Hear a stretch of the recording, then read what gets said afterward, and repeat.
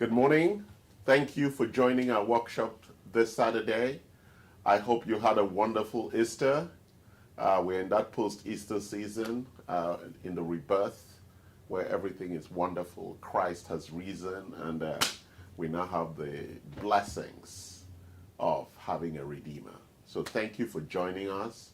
Welcome to our workshop series. My name is Charles Sine, CEO of Anti-Fragility Health, and I'm really grateful that you watch us live or watch us afterwards. And I love the fact that you send us comments private and public. Deep appreciation for your participation. We continue our longevity workshop series. It's a whole thing, sets of things that we're doing that covers what we call the 8 levers of control. So typically at the beginning of this workshop, I walk through, some of you are bored with that already, so I'm going to try and accelerate through it. For those who haven't, you can always go back to earlier workshops to get details of it. But what is the core of longevity? We're talking about living a long and healthy life. Research shows that even though we've increased lifespan to about 78 years, most people spend the last 20 to 30 years sick. And really in chronic illness. And chronic illness is responsible for more than 80 to 90% of deaths today. Therefore, in the context of longevity, we want to talk about health span, how to keep your health, how to stay healthy for a very long time, proactively, and how to live a very long life. So they're very complementary things, and they actually go together to give us what we call longevity. And there are 8 levers, things that we can control. Today I've put genetics at the first, but you can't control your genetics, but you can control your epigenetics. And it's interesting that we understand what that means. So we inherit an underlying genetic architecture, but that genetic architecture comes with some underlying susceptibilities. And therefore we need to be aware of what those susceptibilities are, or the underlying weaknesses, so that when we are building the lifestyle, when we look at these other levers, we adapt them to suit that underlying susceptibility. That's why not everybody can eat the same diet, or not everybody tolerates the same level of stress, because we come with that underlying genetic susceptibilities. Very important that you do your genetic analysis, and so you understand what those susceptibilities and how they would apply, say, to nutritional biochemistry. So what foods would work well for you and not. Right, in nutritional biochemistry, we talk about calorie restriction, diet restriction, and time restriction, which includes fasting. So interesting. And then we go into sleep physiology. We spend a lot of time on sleep, including stress, which has sleep, where the circadian dysregulation causes a lot of stress factors. But in terms of sleep physiology itself, we've spent a lot of time on that, why it's necessary, what are some of the common sleep disorders, and some of the sleep aids that are really necessary for you to have a good night's sleep and have the focus and alertness that's necessary for you to be in the right place, and all the testing that goes with that, with your cortisol awakening response and all of that. Then we went into stress physiology and architecture, which is really the series we're running. And in stress physiology and architecture, there are 4 areas we've been exploring. 1 is perception, 2 is sleep, 3 is inflammation, and 4 is sugar. And today, this workshop today is going to focus on inflammation, and we're going to continue that when we look at it. The next, number 5, is exercise physiology. We really talked about the maximum aerobic function as a really key issue, MAF, in terms of exercise. You want to achieve that maximum heart rate that allows you to continue to burn fat rather than burn something else, right? Then the next one is exogenous compounds. All those things from outside that the body doesn't make, like vitamin D3 that we need. We don't get enough of it because we don't spend time in the sun. All those extra things, phytonutrients, that are really critical, like curcumin and things like that, that really, I'll be talking about some of that today, that support in giving us a very healthy architecture, including stem cells, exosomes, NAD+, peptides, all those outside things that we are manufacturing, metformin, rapamycin, that really support this health span and lifespan architecture challenges. Then we talk about toxicity detox, a really key issue. All of us have big toxicity issues. And then I think I ran that already, lifestyle and implementation roadmap, but I'm going to go back, and in every one, I always try to talk about lifestyle and roadmap implementation as critical factors. So thank you again for joining. So we're going to start now on our conversation today around in the stress physiology, but specifically we're looking at what we call inflammatory signals and how these signals cause stress. Stress is at the core, and we look at the HPA axis, and that's what really controls stress and the release of cortisol, DHEA, and all the things that the hormones that modulate our stress response or distress response. And so let's look at the key inflammatory signals that are really, first of all, this is a chicken and egg issue. Not sure whether the stress causes inflammation. In some cases it does, and in some cases inflammation causes stress. So it is a chicken and egg challenge here. So let's address the first one. Reactive oxygen or reactive nitrogen species, which is the core of the oxidative stress issue. So let's spend a few minutes understanding this very fascinating topic of oxidative stress. So these reactive oxygen and nitrogen species are actually good when they're in balance. They are produced out of the ATP process, the Krebs cycle in the energy production process. It's a waste product out of that. And that waste product in its normal balances triggers a lot of other responses and manages the upregulation and downregulation of a lot of other functions at the cellular level. When they begin to become excess, they are removed by antioxidants. So when our antioxidant levels, glutamine and others, glutathione and others, begin to reduce, and we begin to have an accumulation of reactive oxygen and nitrogen species, leads to what we call oxidative stress. That stress is at the core, and it's responsible for the beginning and the source of a lot of chronic illnesses.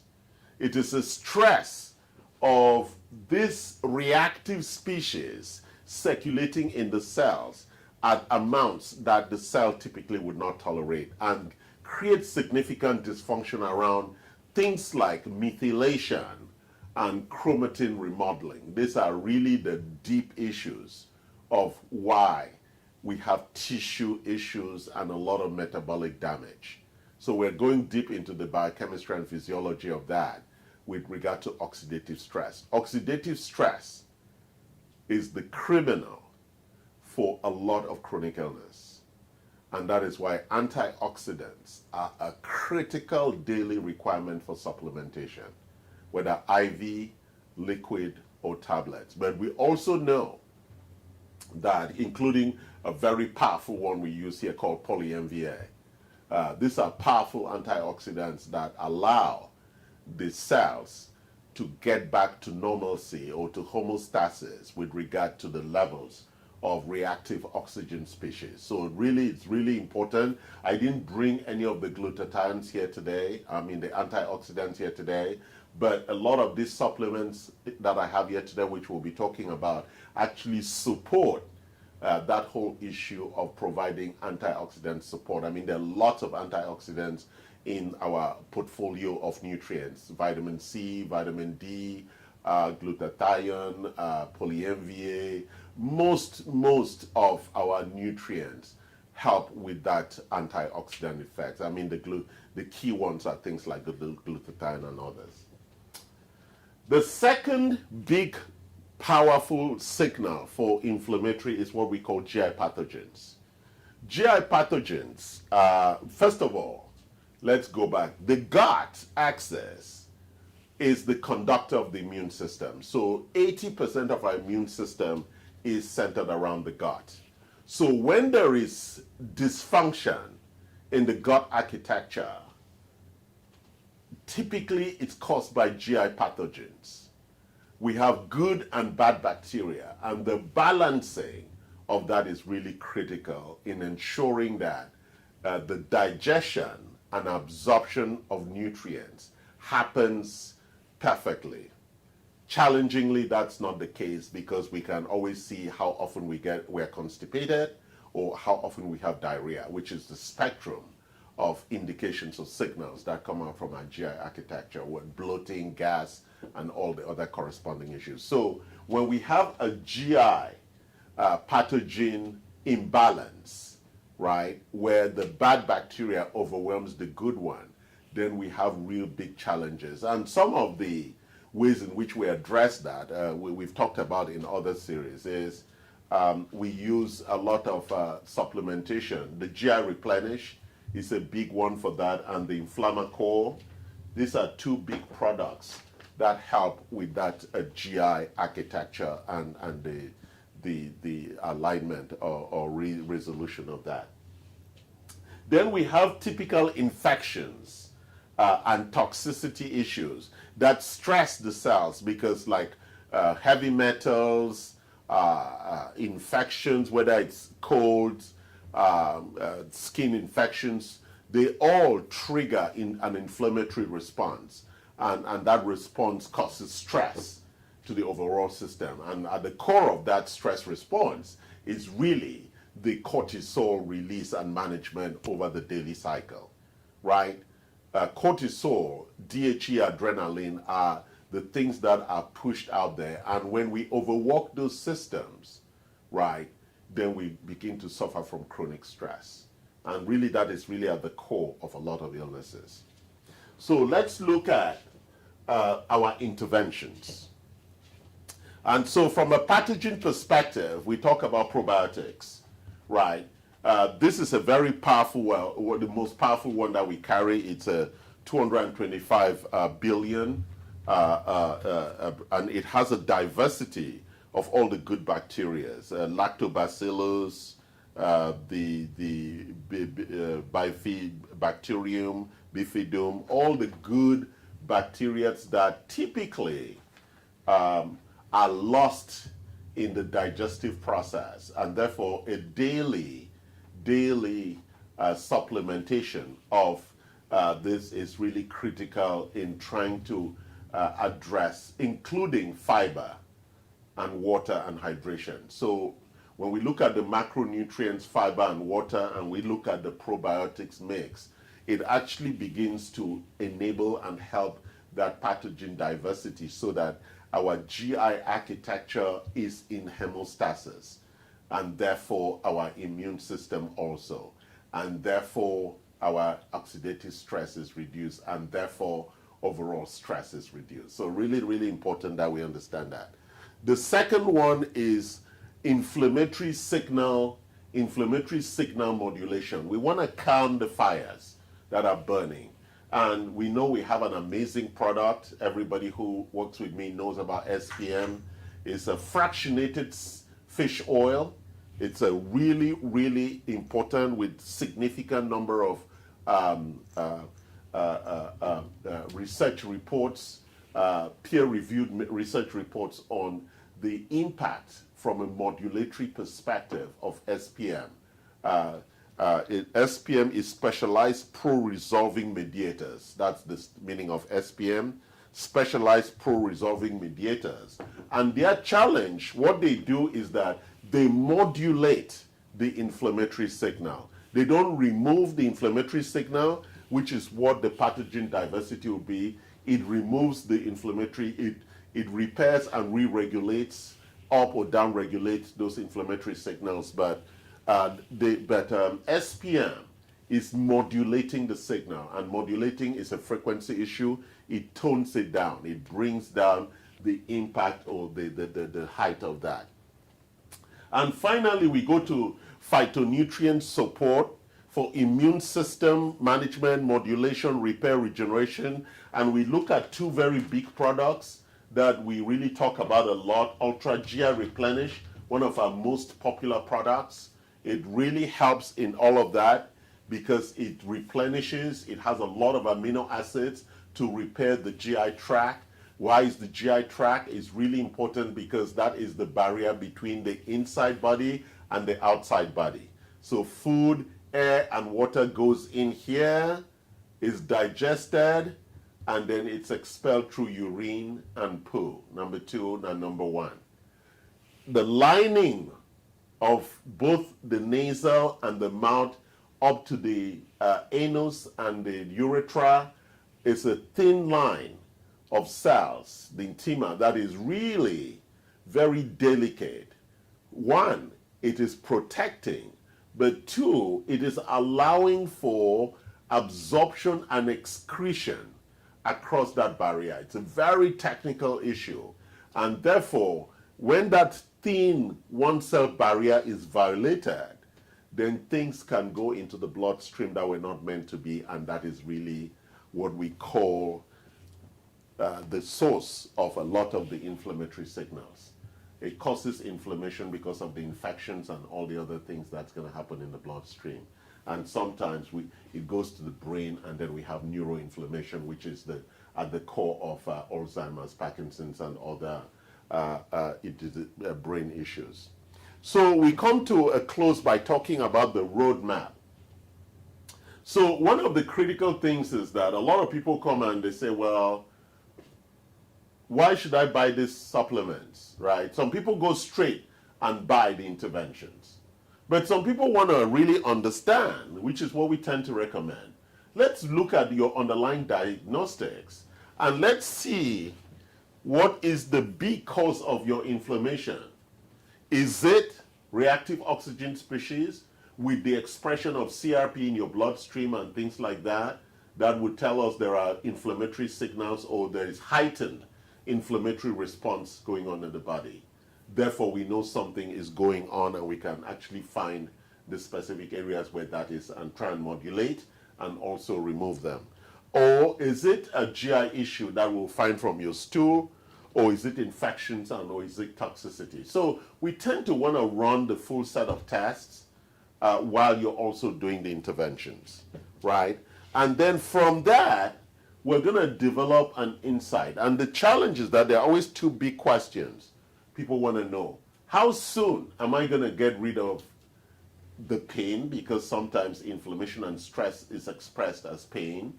And how much is it going to cost? So those are big challenging questions. And for each and every one of us, it's very different.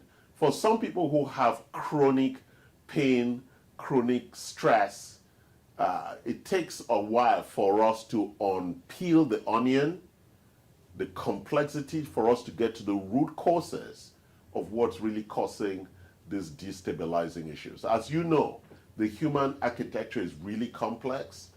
And if we start looking at, say, for example, the cortisol awakening response, which we can do in saliva or in urine, we begin to see the overall modulation of DHEA, melatonin, testosterone, cortisol throughout the day and night, and begin to get a sense of the overall performance of our hormone systems, which are the conductors of our overall biochemistry. And typically that begins to give us an indication that, for example, with the GI pathogens, we begin to see an increased cortisol response at night. And then that also affects sleep, and it affects a lot of other issues. And that's when people have a lot of pain and other things. So I'm going to close by saying that when we look at the overall stress architecture, we've talked about perception.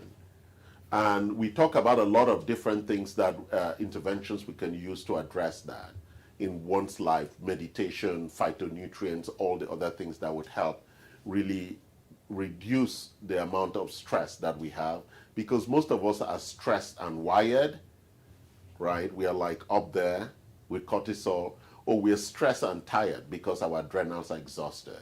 So it's really important that we understand the balance of phytonutrients that would actually address that. We've spoken about sleep and why the circadian dysregulation, which is the response to light and our sleep awake cycle, why that dysregulation is really important to understand and how it affects our overall stress response. Today we address the inflammatory signals, really critical in its contribution to our stresses. And next Saturday we're going to talk about our glycemic dysregulation, or our sugar response, and the stresses that causes in the bloodstream and how the body deals with those stress. So stress, chronic stress, is a very big and complex topic, and most of us have it. we have a level of chronic stress, and therefore the management of it and understanding of it, right, is really important in achieving a long life, long lifespan and health span. So thank you once again for joining. Please send your comments, love us, like us, comment, hate us. We love all of that so that we can continue to improve and give you information that would improve your health. Thank you for joining us again. And don't forget that health is one of the 5 critical assets for freedom.